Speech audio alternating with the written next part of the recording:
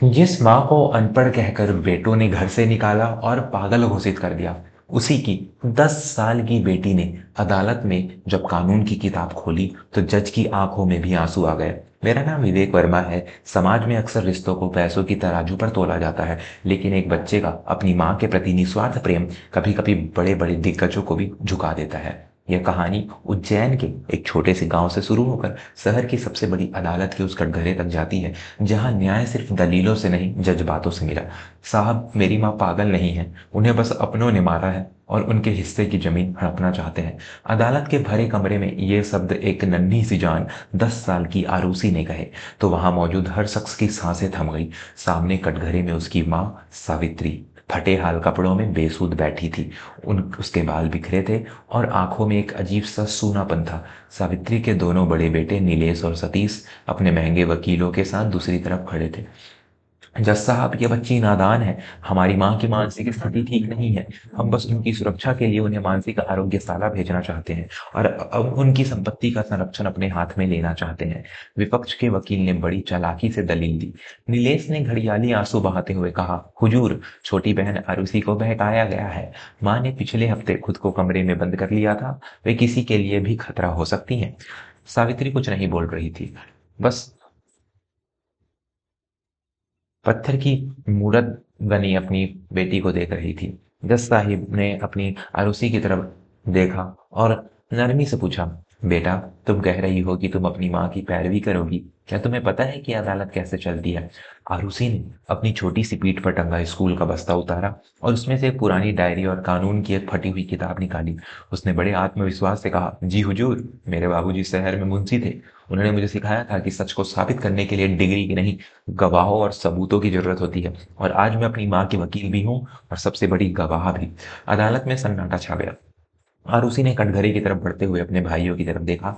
नीलेश भैया, क्या आपको याद है पिछले महीने की 14 तारीख माँ ने खुद को कमरे में बंद क्यों किया था? आरुषि ने सवाल ढाला। नीलेश सकपका गया। वह पागलपन का दौरा था उसे। आरुषि ने अपनी डायरी खोली और जज की तरफ मुड़कर बोली, नहीं साहब, उस दिन माँ ने खुद को इसलिए बंद किया था क्योंकि नीलेश भैया और सतीश भैया ने माँ के अंगूठे के निशान लेने के लिए उनके हाथ पर खौलता हुआ गर्म पानी डाल दिया था। माँ चिल्ला ना सके, इसलिए उन्होंने माँ का गला दबाने की कोशिश की थी। पूरी अदालत में फुसफुसाहट शुरू हो गई। सतीश चिल्लाया, झूठ बोल रही है ये, इसके पास क्या सबूत है? आरुषि ने जज साहब से गुजारिश की, हुजूर, क्या मैं अपनी माँ के पास जा सकती हूँ? इजाजत मिलते ही आरुषि सावित्री के पास गई और धीरे से उसकी साड़ी का पल्लू हटाया। सावित्री की कलाई पर जलने और के गहरे और काले निशान थे। आरुषि ने आगे कहा, साहब, ये निशान पागलपन के नहीं, बेटों की हैवानियत के हैं। और रही बात पागल घोषित करने की, तो मेरे पास एक और सबूत है।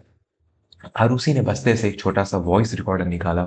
यह उसके पिता का पुराना खिलौना जैसा रिकॉर्डर था। उसने प्ले बटन दबाया। कमरे में सतीश और नीलेश की आवाज गूंज उठी, अरे, इस बुढ़िया को पागल खाने भेज देंगे तो जमीन हमारे नाम हो जाएगी। वकीलों को सेट कर लिया है, बस अदालत में इसे चुप रखना है। जैसे ही यह रिकॉर्डिंग खत्म हुई, नीलेश और सतीश के चेहरे सफेद पड़ गए। सावित्री, जो अब तक चुप थी, उसकी आंखों से आंसू बहने लगे। उसने अपनी बेटी को गले से लगा लिया। जज साहब ने अपना चश्मा उतारा और गहरी सांस ली। उन्होंने कड़क आवाज में कहा, अदालत ने बहुत से वकील देखे हैं, लेकिन आज न्याय को एक बेटी की आवाज में सुना है। फैसला तुरंत सुनाया गया। नीलेश और सतीश को जालसाजी, मारपीट और धोखाधड़ी के जुर्म में तुरंत गिरफ्तार करने का आदेश दिया गया। साथ ही सावित्री को पूरी तरह स्वस्थ घोषित करते हुए संपत्ति का पूरा अधिकार आरुषि के बालिग होने तक सावित्री के पास ही सुरक्षित रखने का निर्देश दिया। जब पुलिस भाइयों को जेल ले जा रही थी, आरुषि ने उनके पास जाकर सिर्फ इतना कहा, भैया, मैं अनपढ़ हो सकती है, माँ अनपढ़ हो सकती है, लेकिन उसकी परवरिश कभी कमजोर नहीं थी। आपने उसे कागजों पर हराया होगा, लेकिन मैंने उसे अपने दिल में जीता है। उस दिन अदालत से बाहर निकलते समय सावित्री पागल नहीं, बल्कि एक गर्वित माँ लग रही थी। अरुषि ने साबित कर दिया कि जब दुनिया पीठ फेर लेती है, तब एक संतान का अटूट विश्वास ही सबसे बड़ा कानून बन जाता है।